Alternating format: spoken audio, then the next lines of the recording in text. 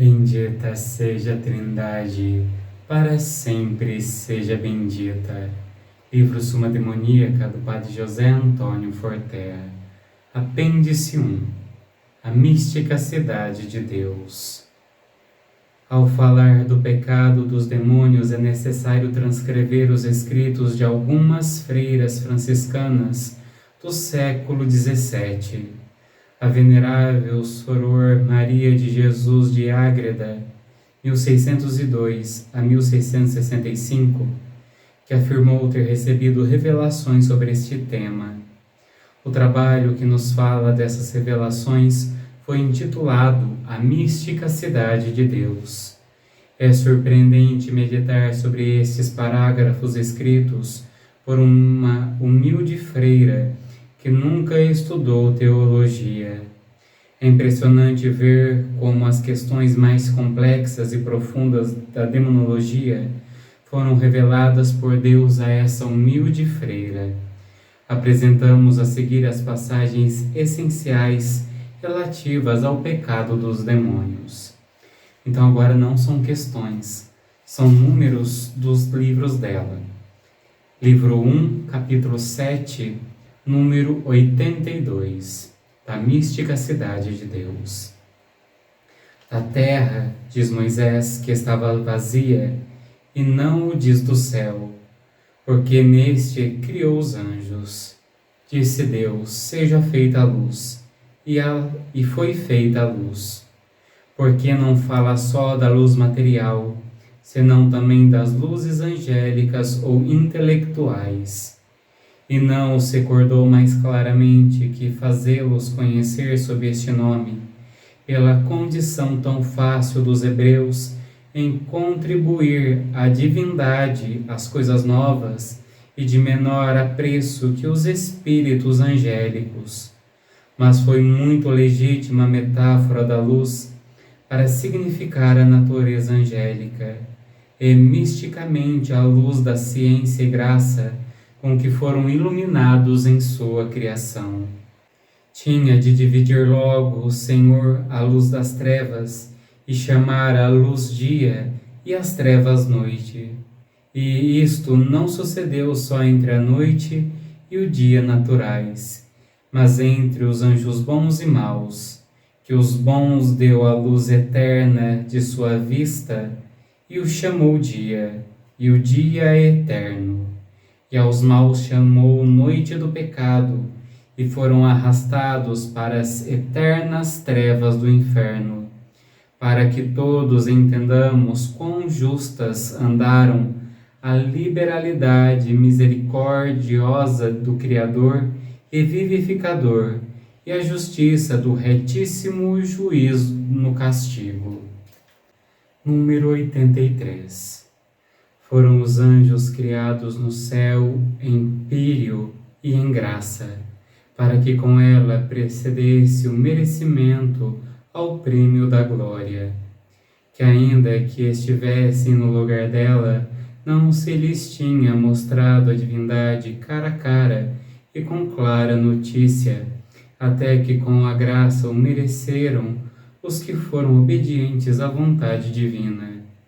E assim esses anjos santos, como os demais apóstatas, duraram muito pouco no primeiro estado de viadores, porque a criação, estado e termo foram em 3 estadias ou mórulas divididas, com algum intervalo em 3 instantes.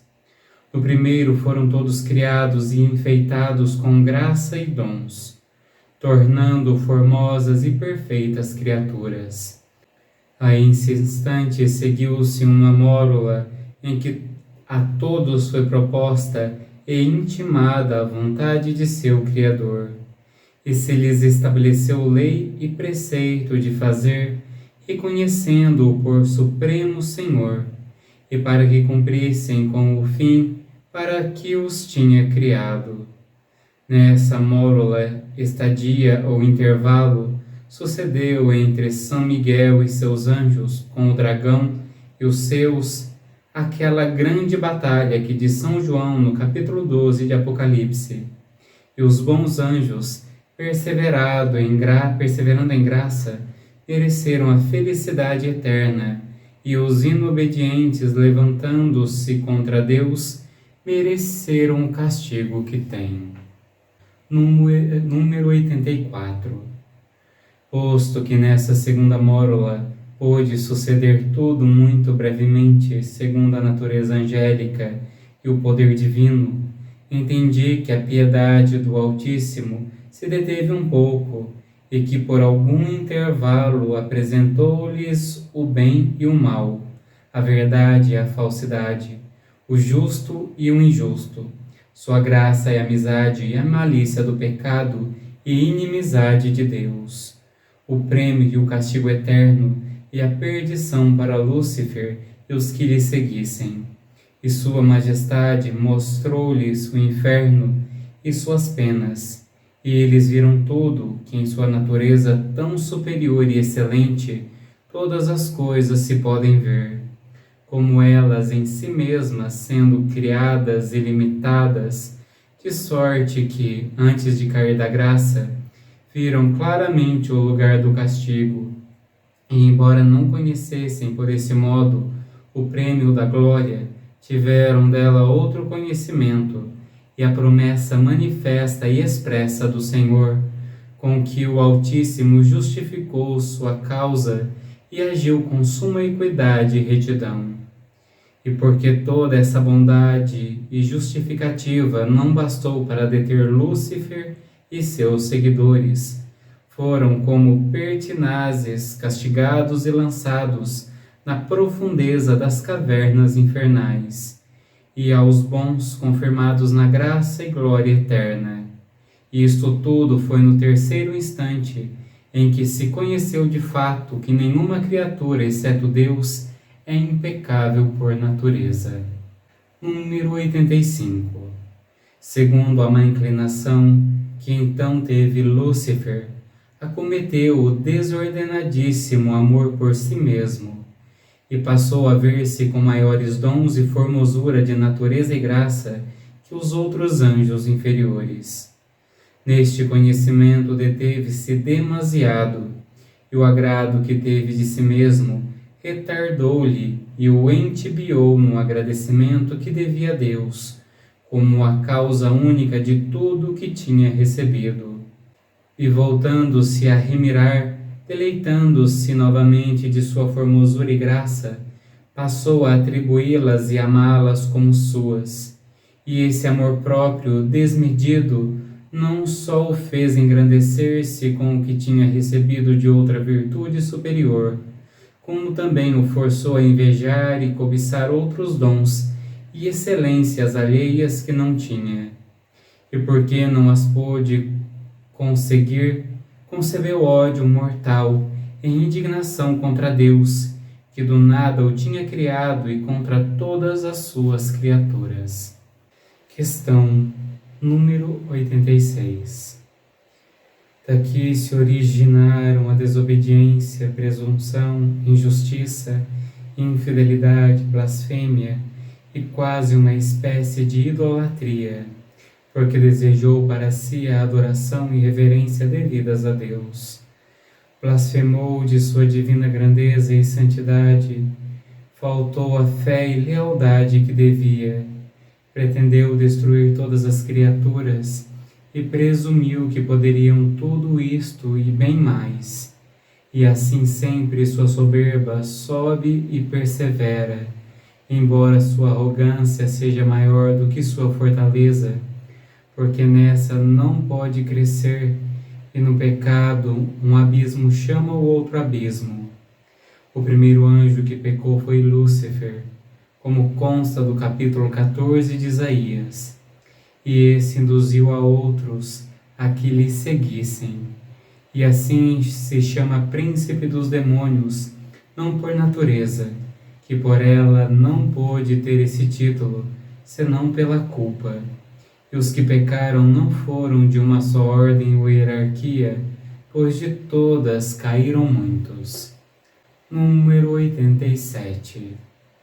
E para manifestar como se tem mostrado Que honra e excelência foram o que com soberba apeteceu e causou inveja a Lúcifer.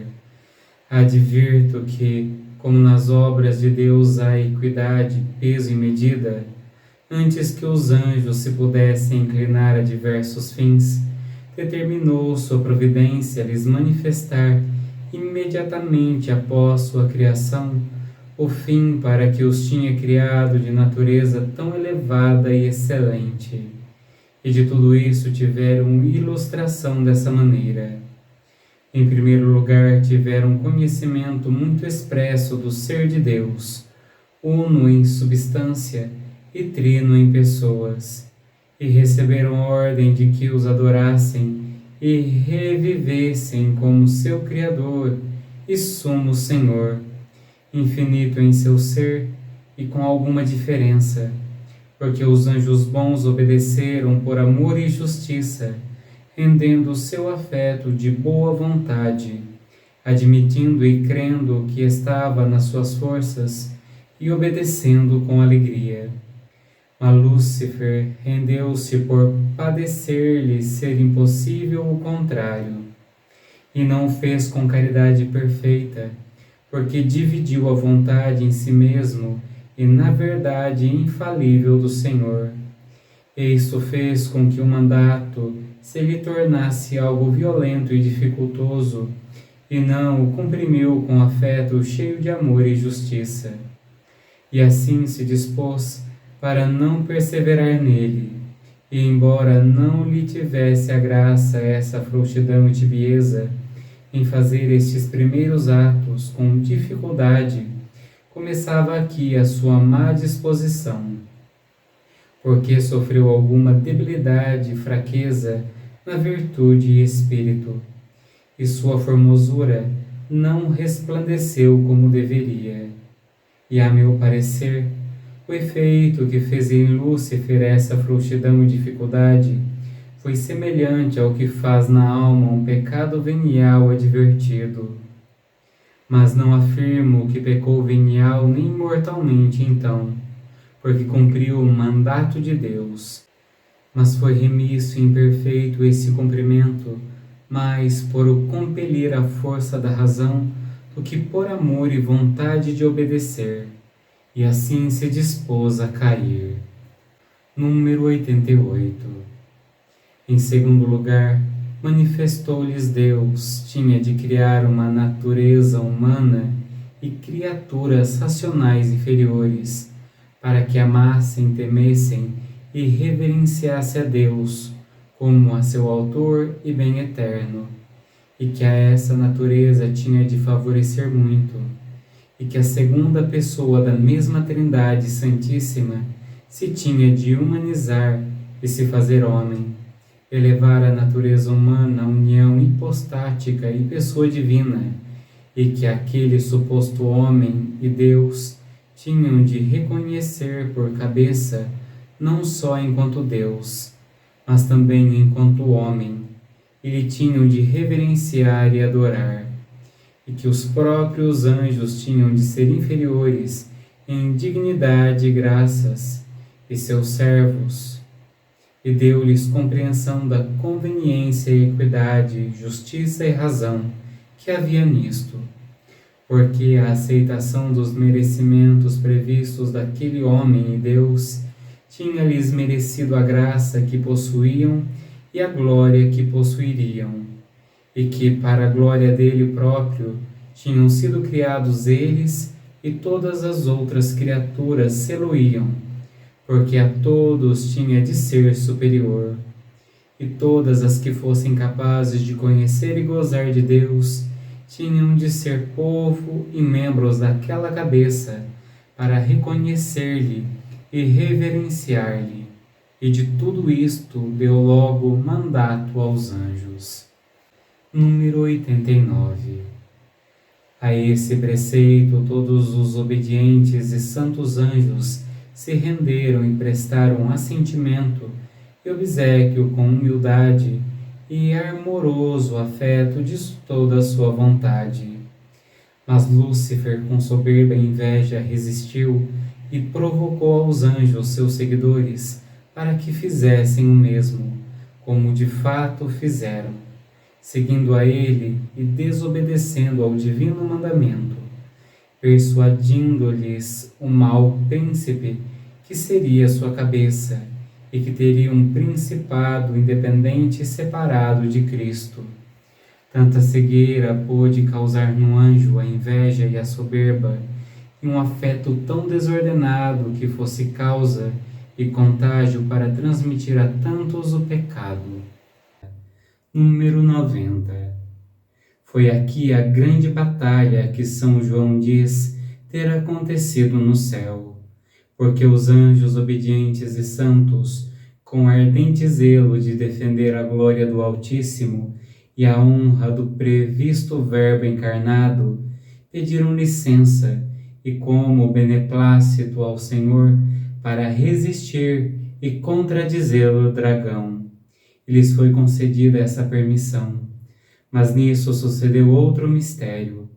Quando se determinou a todos os anjos que tinham de obedecer ao Verbo encarnado, foi-lhes imposto um terceiro mandato, de que tinham de ter simultaneamente por superior a uma mulher, em cujas entranhas tomaria carne humana esse unigênito do Pai, e que essa mulher tinha de ser sua rainha e de todas as criaturas, e que se tinha de distinguir e sobressair a todas, angélicas e humanas, nos dons de graça e glória. Os anjos bons, por obedecerem a esse mandato do Senhor, adiantaram e agradeceram sua humildade, e com ela aceitaram e louvaram o poder e os sacramentos do Altíssimo. Mas Lúcifer e seus confederados, com esse mandato e mistério, elevaram-se a maior soberba e presunção, e com desordenado furor desejou para si a excelência de ser cabeça de toda a linhagem humana e ordens angélicas, e que se tinha de ser mediante a união hipostática, fosse com ele. Número 91. E enquanto ao ser inferior à mãe do Verbo encarnado e Senhora Nossa, resistiu com horrendas blasfêmias, convertendo-se em desbocada indignação contra o autor de tão grandes maravilhas, e provocando aos demais, disse esse dragão: injustos são esses mandatos, e faz agravo à minha grandeza. E a essa natureza que tu, Senhor, olhas com tanto amor e propões a favorecer tanto, eu persegui-la-ei e destruirei nisto, empregarei todo o meu poder e cuidado. E a esta mulher, mãe do Verbo, derrubá-la-ei do estado em que a prometestes pôr, e a minhas mãos perecerá teu plano. Número 92. Essa soberba presunção enojou tanto ao Senhor, que humilhando Lúcifer disse-lhe: essa mulher a quem não quiseste suspeitar, quebrantar-te-á a cabeça, e por ela serás vencido e aniquilado. E se por tua soberba entrar a morte no mundo, pela humildade dessa mulher entrará a vida e a saúde dos mortais. E de sua natureza e espécie desses dois gozarão o prêmio e coroas que tu e teus seguidores perdestes. E a tudo isto replicava o dragão com indignada soberba contra o que entendia da divina vontade e seus decretos. Ameaçava toda a linhagem humana, e os anjos bons conheceram a justa indignação do Altíssimo contra Lúcifer, e os demais apóstatas, e com as armas do entendimento, da razão e verdade, brigavam contra eles. Capítulo 8, número 103. E foi vista no céu outro sinal.